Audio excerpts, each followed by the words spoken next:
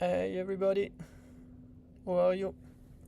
I hope you had a great start of the week and welcome in this very special episode of Juno Live today, as we are about to discover two new features. It's not fully finished, officially released, and so on, but I just wanted to give you a sneak peek. The first one is one I've been working on since almost a month, I think, which is called Sputnik. And the second one, which actually just dropped yesterday evening at 10 p.m. or something, which is something more new, which is called Skylab. And since we are here to do a sneak peek, I'm gonna show you in the context of what we have developed in the previous episode, where we have tried to convert an app and add an icp-to-swap thing. So yeah, let's do that in that context, right? All right. If there is any question, as always, you ping me anytime. So we have developed that features on cycle.watch, and while it's finished, and we also took the time to see our assigner work. So what I propose is, since we are ready here and we know the code and so on, we're gonna merge that on main, and then we're gonna have a look of what we can do with Skylab on that. So let me merge the pull request. All right, and now I will open it and check out main.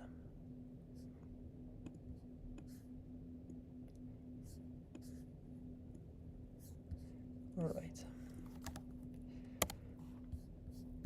and I will just maybe close it to be sure that it really click correctly, and I will close this one. All right, so you remember when we did that project, had kind of like to fake the environment, like had to start the console developer environment, because we also needed the NNS governance canister and so on, and this is now all solved thanks to Skylab. So Skylab is a new Docker image, and also the new, or will be the new, developer environment on Juno. It's basically the same base image as we had before, but there is a trick. It comes with more services, so there is also like the CMC and so on inside, and it comes with the Juno console in it. So it's like we're gonna be able to have everything Juno locally, which is kind of nice, because then you can really work as you would do on mainnet. So let's try to set up that in the project. Yeah, I already prepared a pull request, so here of course I will have some conflicts, which is a bit dumb. So I will go in the branch, do git pull, and I will try to merge branch and see if it works. Let's see. Alright, so here I want to accept mine. Here I want to accept mine, here too, and here we want to accept mine, and here we're also gonna accept mine. Right, and here I saw that I have a console.log, so we're gonna remove that. Alright. Okay.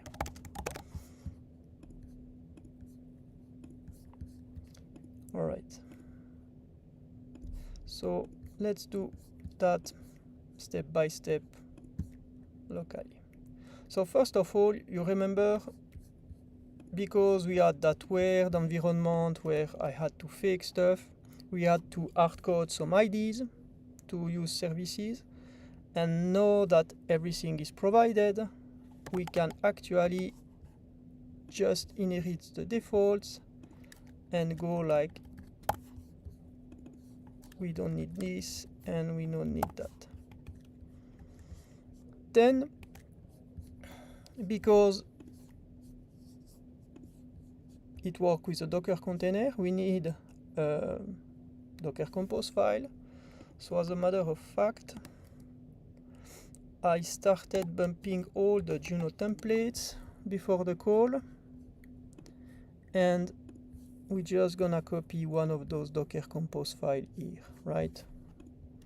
So, because it comes with some comments, so let me do this one here. So let's make a new file. Alright, I'm gonna put this everything in it. I just need to check. I want the JS file. Super. Okay. No, that's not what I want. Here. Ah, I want TypeScript. Okay. Then we're gonna need a configurations file. So that's not new. It's still the same like previously. You know, like you had that configuration file to develop your satellites locally, and this is still the same. So here I add this and I prepared the configuration, so nothing new, still the same, like a config file where you define your data store, the collection that we need, and so on, right? And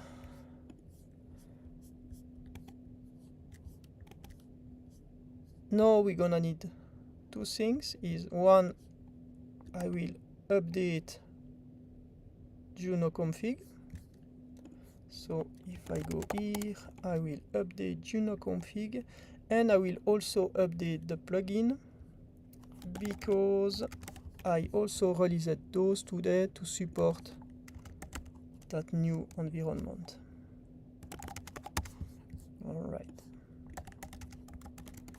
great. And last but not least, since I'm here, I will also update this. And one thing we can do is in the configuration, I will remove the development. That's something we added for our development. And without ID, it just means that I want to use the default satellites that comes with the environment. And last but not least, instead of hacking around here and defining my satellites and my container and not, I just gonna do init satellites, and it will take all the default parameters that are automatically injected by the plugin. That way, I don't take care of anything. And lastly, in the read config here, yeah, you see default. So basically I use the plugin default, I load satellites default, and now it's really like a default mode. All right, so let's do that. I start the local environment as I always do.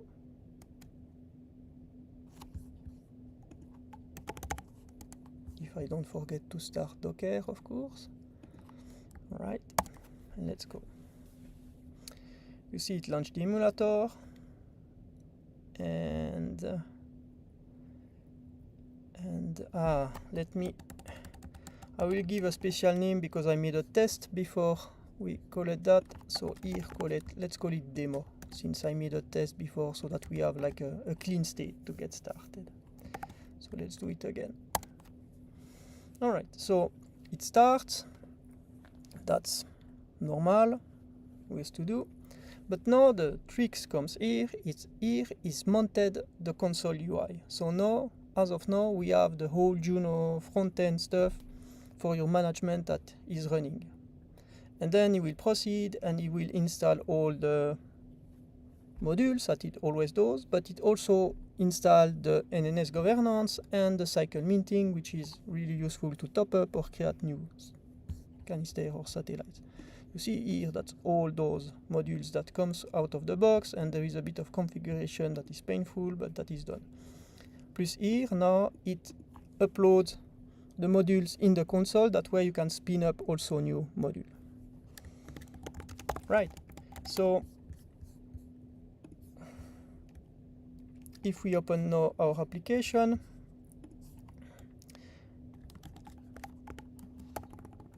so far, right, so far no change, right? I mean, still the same application, should start, I guess. Unless there is an issue, no, yes. And then still the same, we can create an entity, blah, blah, blah. And remember, so that application is meant to observe other modules or other canister. So just gonna check that I don't have error, yes. So now I need to attach one, and to attach one canister I need one. So what we're gonna do is we actually gonna create the satellites that we're gonna monitor with this app. So basically we're gonna use the satellites to monitor another satellites, which is a bit meta. So let's go to 5066, which is now the port for the Juno console that runs locally. It's a bit slow, maybe I will be able to do some improvement on the first boot, because I just use dev, right? So I guess that I should pre-build something, but anyway, we should be good. Yes. And now you see, when I sign in, I can already use the same identity that I just created, because it's the same replica and everything works locally in the container. And here I got really like the same experience as on production, and I can create a new satellites. Here, of course, there is just one subnet, so I cannot, for example, select another subnet and this kind of things, but it's the same limitation as when you develop the console. And yeah, so you see we have the satellites with all the function as on production, and now we need to add this controller here, so we go to setup, controller, voilà. Super, so I have it, and now here I can go, like, attach it, and yeah, you see, it works. So yeah, it's pretty cool. And you know, we can always even say like stuff like, let's say here I sign out and say, okay, that application I want to connect it to this satellite, use this satellite as a backend. So what you can do is you take the satellite ID, you go in the config file, which is here, and here you say, for development, I want to use that particular satellite. So here I'm gonna restart just to be sure that it picks the satellite ID. Here I do a refresh, oh, it auto refresh, so it's fine. And here I sign in, and you ooh, it did not pick it. Alright, so that's interesting. Maybe I missed something, so let me check. So here we have ID, development, this number, and here plugins, So let's try again.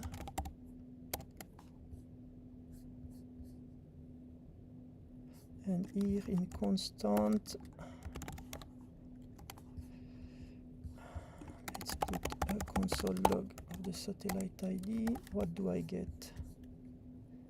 Yeah, we have the satellite ID. So here if I sign in,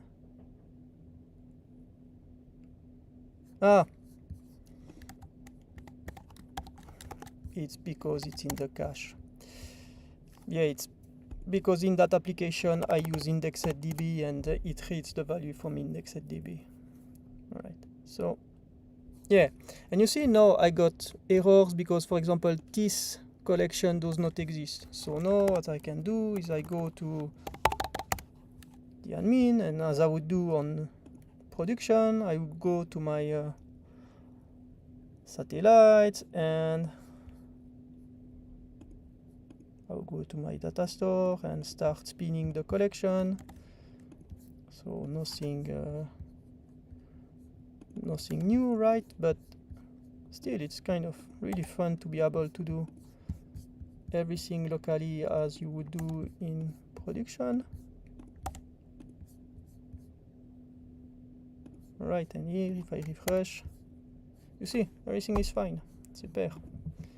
And I guess here, even if I go here, even if I go to my data, here I'm gonna see that I got some settings, and here I'm gonna see that I have a user that is logged in, etc., etc. So yeah, it opens some new possibilities. I think it still needs some iteration on the tooling, because right now only the default satellite ID supports live reload and being able to develop serverless function against it. But we can imagine that you can start also having like one Skylab locally, and then you got many projects and they all use the same Skylab, so you are really like in your own little kingdom, right? So here for today's demo, I will sign out, close this, and here I just gonna remove this, and I will kick that, and here let's make a fit Skylab Juno live, right? And here we're gonna make a pull request call. Let's maybe format first, just to be on the safe path. This, I redo that.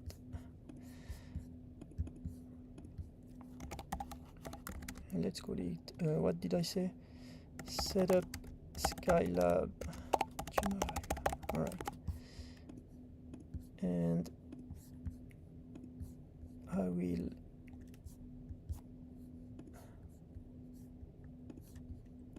create this pull request here. I will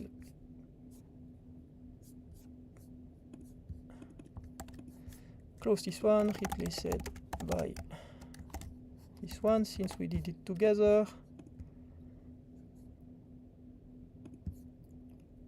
Alright, and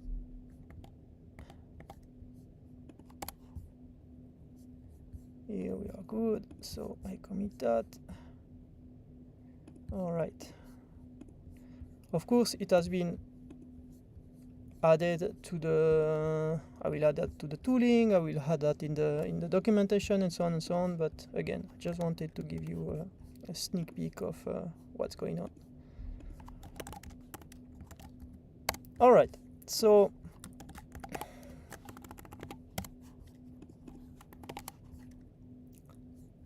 that's for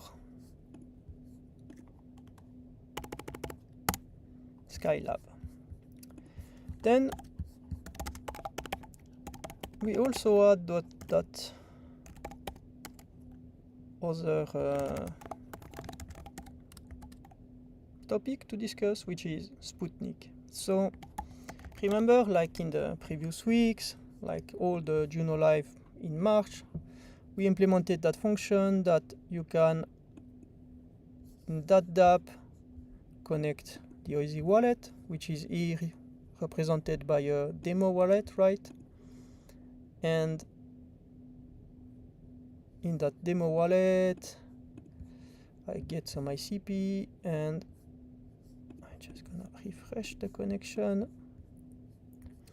So here I get the balance, and then I can say I want to top up that canister from this wallet with so much cycles, and we do that by doing here an approval, and then it's actually the backend that basically does a swap. It gets the ICP and then transfer that to ICP, so it was like a bit like a funny way to experiment with serverless features, and we developed these serverless features in TypeScript, right? No. Yeah, you see, already revealed what it is. We did that in Rust. So we developed all those serverless functions here in Rust, and that's basically our flow, you know, like an onset doc, and we take the data, blah blah blah blah blah blah. But as I just said, yes, there is something new here. If you go to the forum, it's not fully finished, it's being documented, and the SDK still needs some features. But if you go to that section, you already see that now you have Rust for the serverless function, and now you're gonna also have the TypeScript. So if we go to the documentation, I started documenting that. If you go to function, blah blah blah, that's the same. But the cool thing about this new solution is that basically, you know, we have all these hooks that kicks, right? We have like the, for example, the onset docs, that is an asynchronous call that is fired when a document is created or updated, and then when that document is created or updated, you can register a function that does something, right? And the cool stuff about this is that it's the same logic. So whether you use Rust or you use TypeScript, it will work the same. Then, of course, as always, there are some trade-offs and so on, and generally speaking, I made a small table here and small explanation. I think Rust will remain the best choice.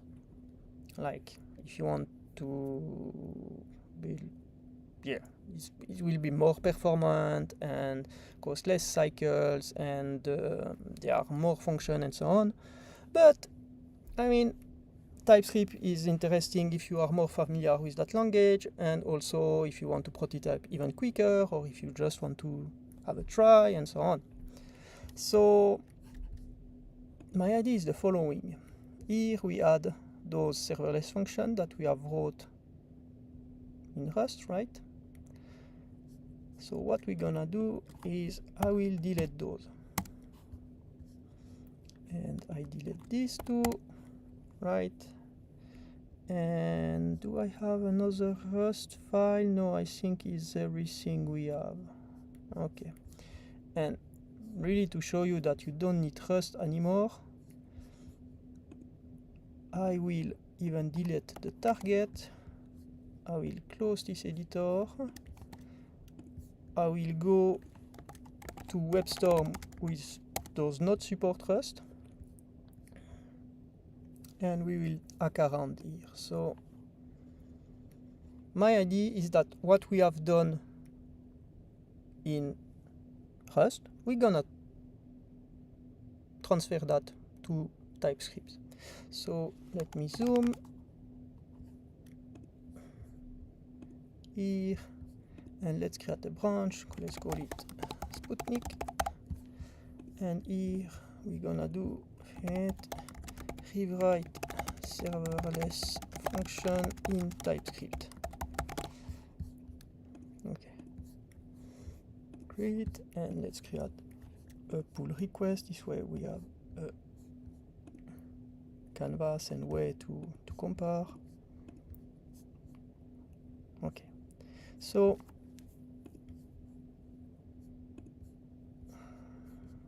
if I go to the current setup, you see that right now what we do here in Rust is we have a collection on setDoc, or we have a collection request, and just for that collection request we want to listen to document changes, right? So let's go to the development guide, and we want an onsetDoc, and we want to do an onsetDoc in TypeScript. So what we do is, in our satellites folder, I will add a new TypeScript file, index, right? Let's I need to be fancy, and I will do that manually. So I will export a function called onsetDoc that define the that define nothing because I have not yet installed the new JavaScript library called Juno function. Okay, better if I don't do typo. All right, so back to the editor. Yeah, you see we have hooks, and that hooks takes a non-set doc. I think like that, right? Yes. All right, so we want to hook on the collection request. So similarly, here you're gonna add request, and we want to define our hook. So here on when it runs, we want to do something. So let's get started with console.log hello. Okay, great. So now what I'm gonna do is here I will do a Juno dev build. This compiles my JavaScript function and generate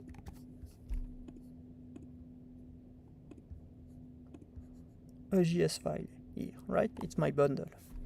And then what the container do is the container should notice, maybe, not sure it noticed it because I deleted the target after it started, which is a bit different. So let's start it again.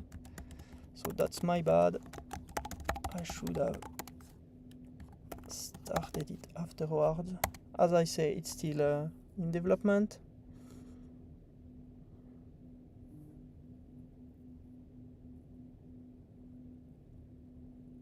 Just waiting for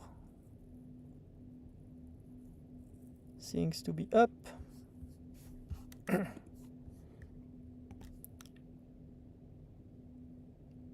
All right. So yeah, it upgraded, but let's do it again. So here I'm gonna add this one so that I have a change, and here I build. And now here you see the container notice that there is something new. I should remove that. Oh no, that's nice. And then it will, basically what it's gonna do is it will generate a satellite WASM because we are running WASM, right? And once that WASM is generated, it will upgrade the satellites as you would do if you would write serverless function in Rust. Okay, and yeah, so now if we go here and let's do that. So here I connect the wallet, and when I click submit, it will generate a request once I approve, right? All right, so here it has generated a request, and you see here we have our hello world. Kind of cool, no? And yeah, so that's a start. And because I don't like to build, what we're gonna do is I will stop the container again, but this start I will start with -watch. This way I don't even have to build. The container will automatically notice if there is a new version, and then when there is a new version it will build. And I mean it will still be a bit slow because it takes a bit of time, and ooh la la, lots of error here. Oh, funny thing. All right, but let's see.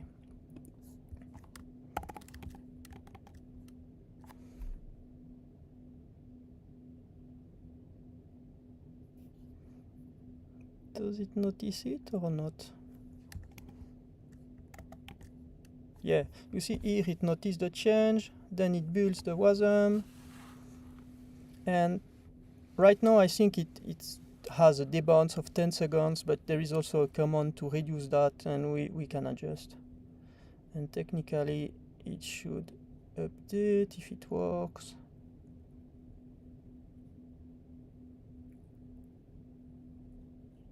Does it? Yes. So now I have 3 exclamation mark. So let's see.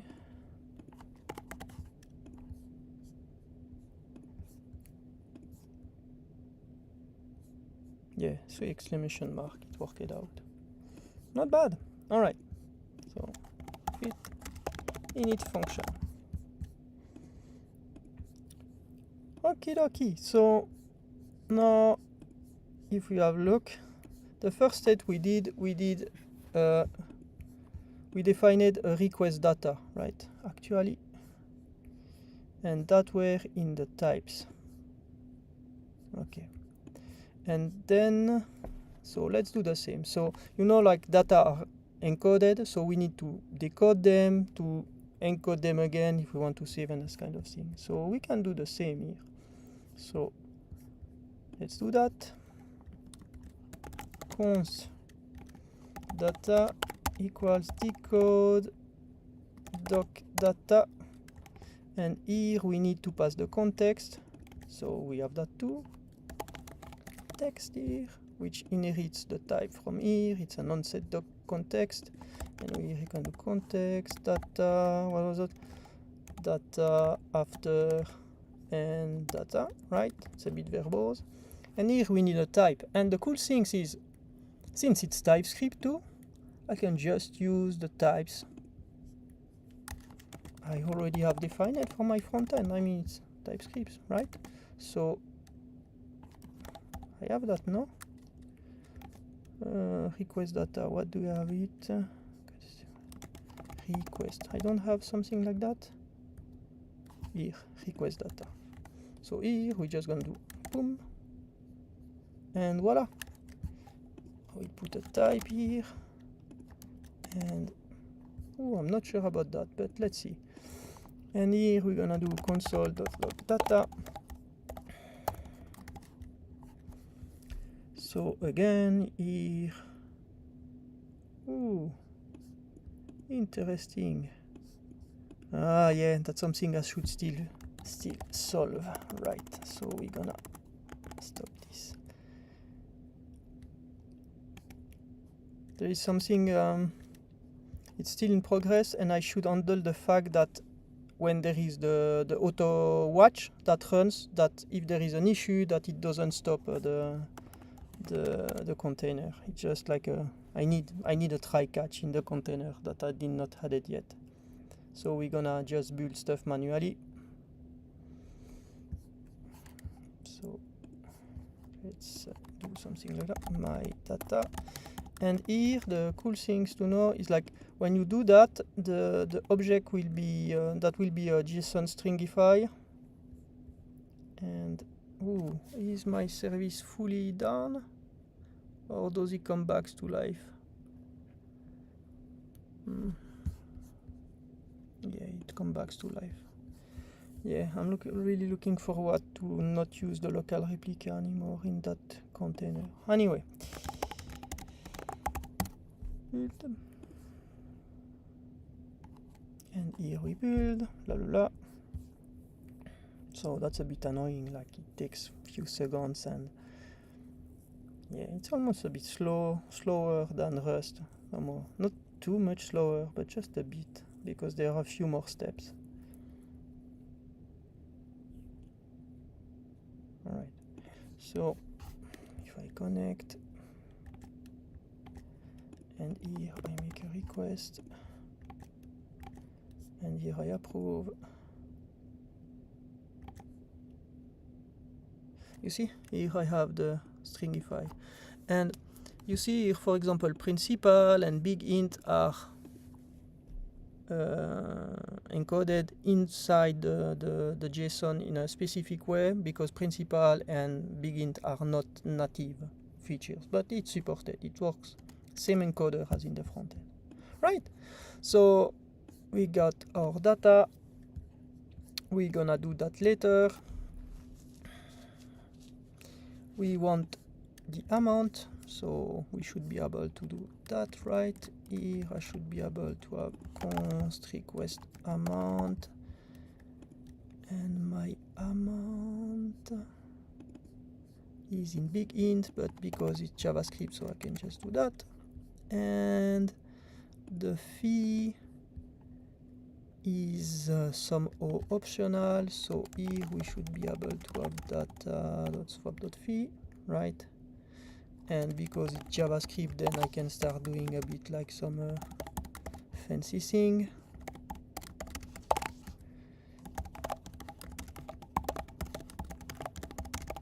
I mean, come on. Right? And yeah, you see, then we want the target canister, which is in target canister. So here I should have target canister ID. Super. Target canister ID. And we want the ledger ID. So I think that comes from an env. And ooh, that's something I can improve that, because when we use the I'm thinking at the same time that we are coding. When we use the Vite plugin for the front end, right? The Juno Vite plugin. This plugin injects the satellite ID, but it also injects the ICP ledger and so on for the front end in process.env for Vite import meta. So what we can do, we can technically do the same and inject, like being able here to do process.env.icp ledger ID. That would be nice. It's not yet the case, but that would be nice. All right, I'll do that. Okay, so let's do that. Const ledger ID. Okay, and here just let me make a console.log where request amount, fee, target canister, and ledger ID. I might rebuild that. And what we have afterwards. Yeah, let's try to get the balance for today. So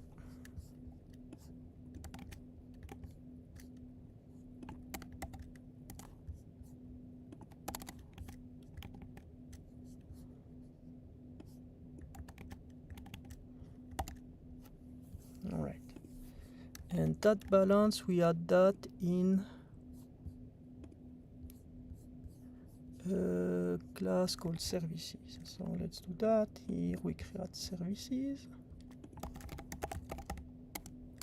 and we want a function that is called export const assert wallet balance.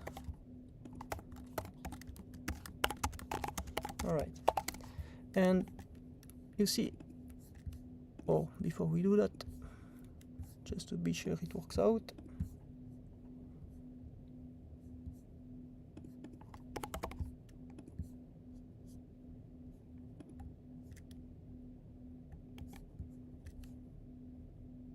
yeah, you see, value, target, ledger, and there is no fee, I think. That's possible. Yeah, we will check out. It's possible. All right. Yeah. The one things I wanted to say is here. You see, this one is async, so we need to set it as async, but that's not an issue because on set docs can be set as async. It's fully asynchronous, so no worries with that.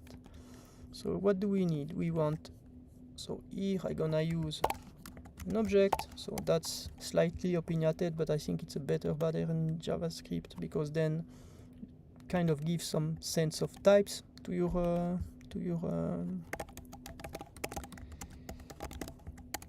object even without types, kind of.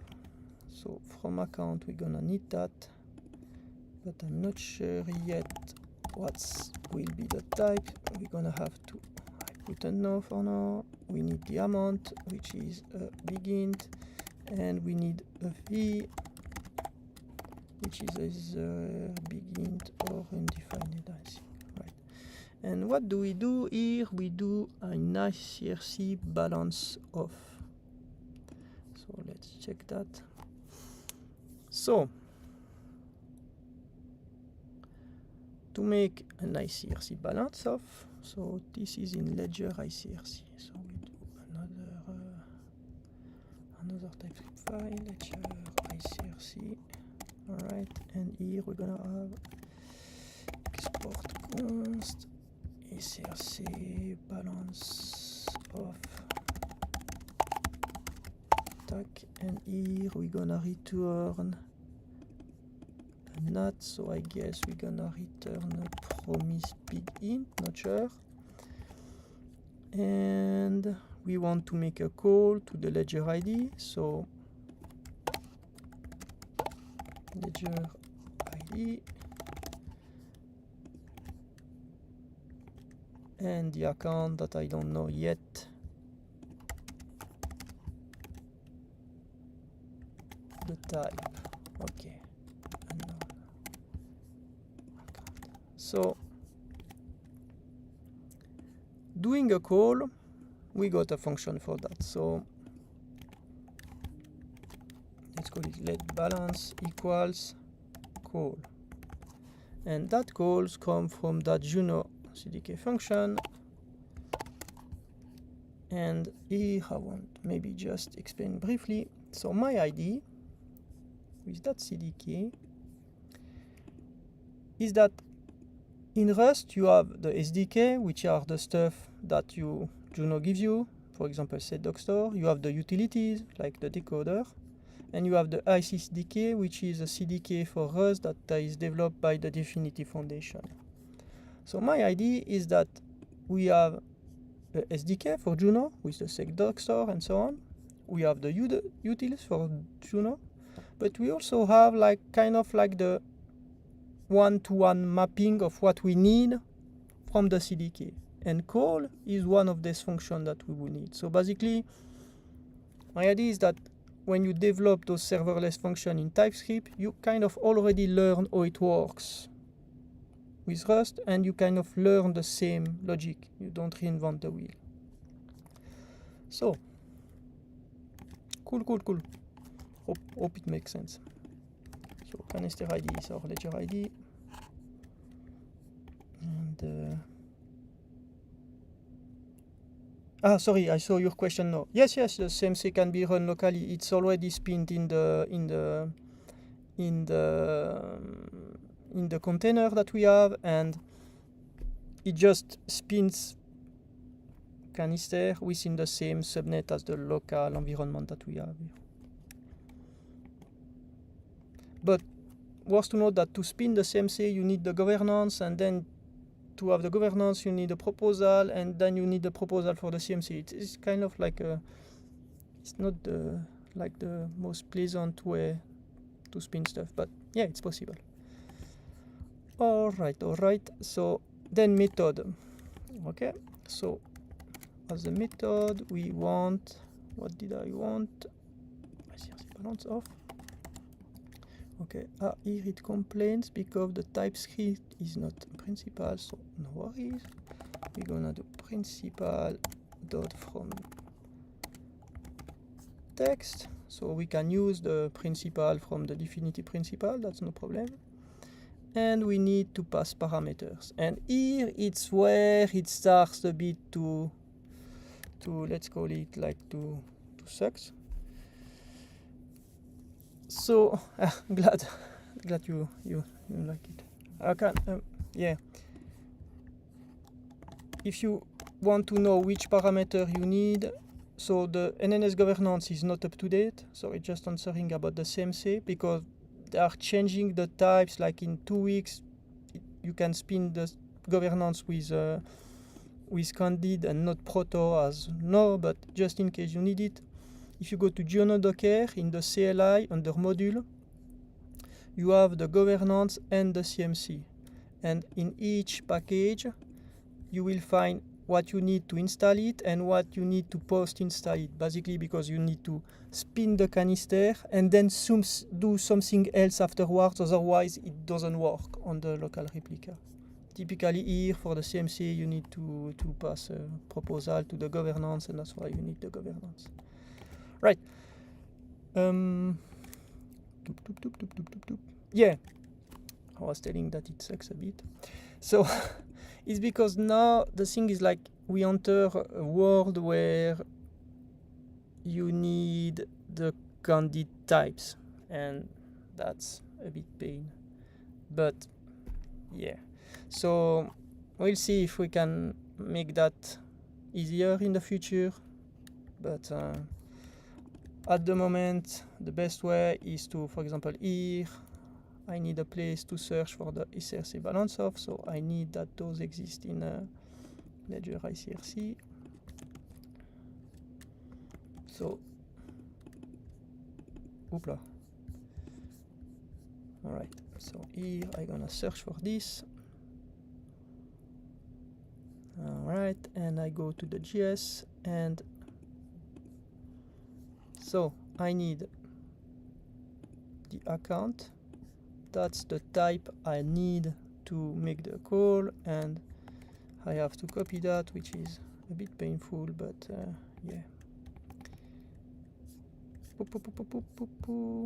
Let me just copy that, and I answer your question about EDL. So here we need EDL from @definity/candid. All right, so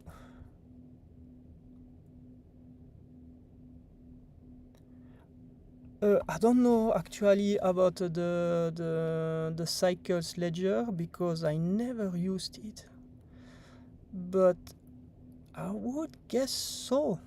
I don't know if it's documented or you can spin it, but I can imagine that if you have the CMC, then you should be able to spin it, since I guess so, because the CMC you can initialize it with like a flat rate for the conversion icp-to-cycles, so maybe it's the same. Yeah, go on. And while you are asking, I will just look for the sub account here that we need, which is this one, right? So here I also add the sub account. All right.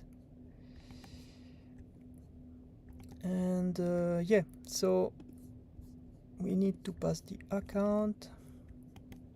Yeah, tell me your other question. I'm listening. And what was the name of the call? Yes. So here we need to pass the account. So that means that here, as arguments, we gonna have to pass.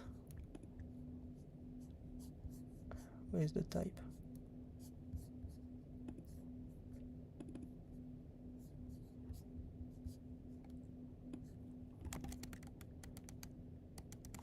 We're gonna have to pass the type and the value. So here that's the type, and here that would be the value, right? And in here we're gonna need this one basically that we're gonna implement.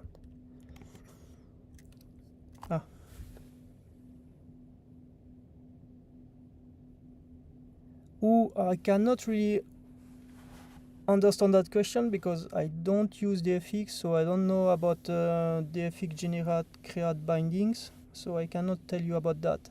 The thing is here, in that particular case, is that we do need the bindings, but the issue is that those bindings are not exposed. You see, we need the type not the type, we need really like the JavaScript object, and those objects are hidden within the factory.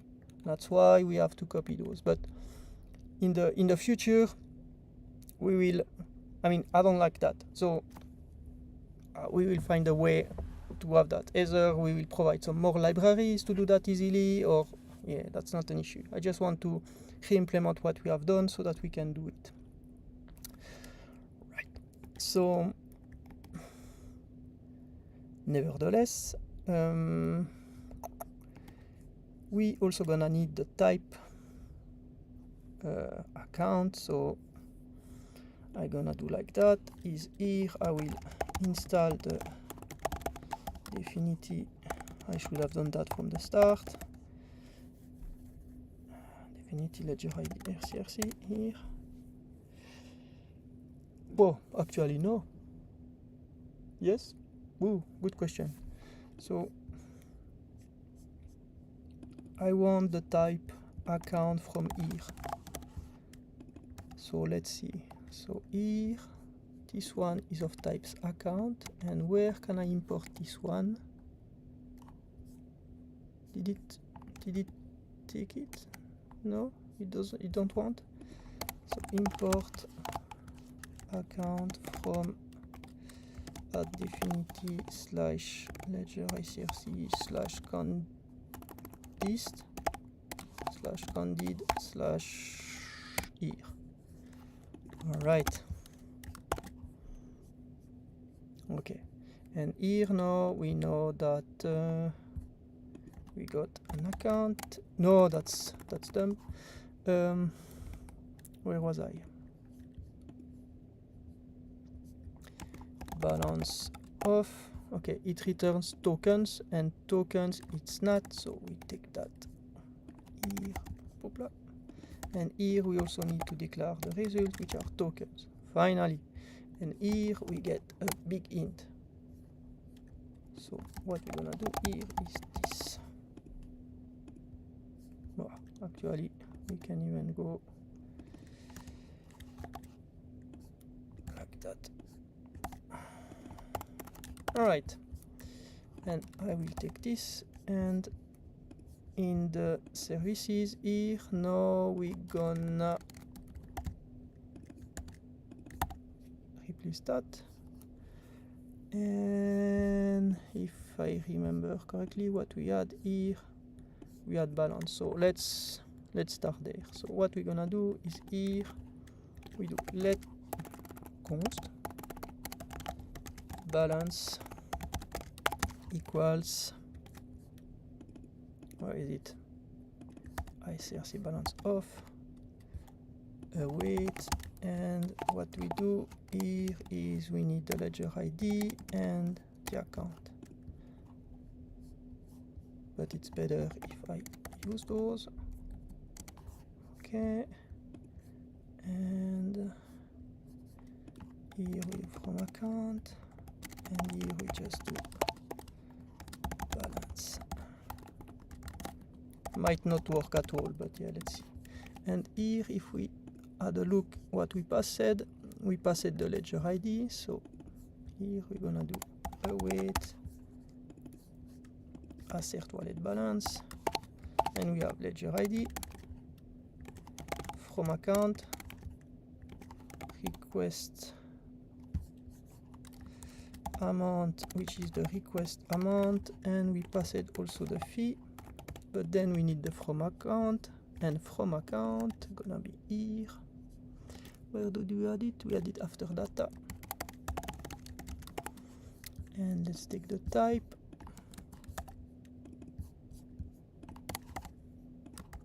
Account. And we have an owner, which is the data wallet owner. Data wallet owner. Data.wallet owner. And sub account, we don't use a sub account, right? All right, so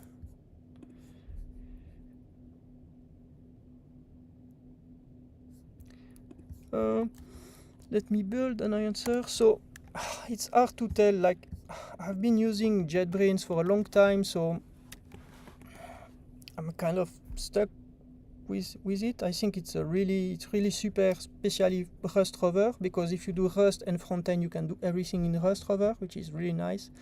And I tried VS Code a few times, and I'm just used to the Git integration in JetBrains, and also like the refactoring function of JetBrains are really awesome. Like you can just run it, move stuff around, and everything just works magically. And even though there is maybe not like the best AI integration and this kind of things, I think like it's really function that I like, and I'm faster with it. But then just stick to the one you are the most comfortable with, because at the end of the day, maybe the speed of execution that matters the most. But yeah. Alright, so maybe it's not gonna work. If it doesn't work, we try to debug next week, right? Because it's already an hour. But I think you see the point.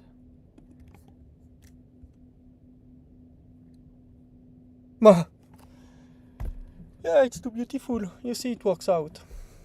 So I'm almost surprised. So to summarize, what we did like we set it async, we decoded the data, then we declared the data as we did before. Here we have a console log because it works, and in the assert wallet balance, we just do JavaScript stuff, and the only a bit part that is not elegant at the time is the fact that we have to copy those objects. But beside that, we are able to do like a call like we would do with the Rust serverless function. And yeah, we have already rewritten a good part of our project of ICP swap to cycles with serverless function in TypeScript. Yeah. That's it for today. So what I suggest is in the next week and maybe the week after, we continue rewriting those function, those icp-to-cycle swap in TypeScript serverless. That way we discuss a bit if you have questions, and yeah, I will continue to iterate unless I make it public, but I guess like in the next 2 weeks it should be definitely public and usable. And thanks for the question. It's cool to have some questions during the live, so I'm glad there was some interaction. And yeah, hope you enjoyed Sputnik and Skylab, and have a good week. Bye bye.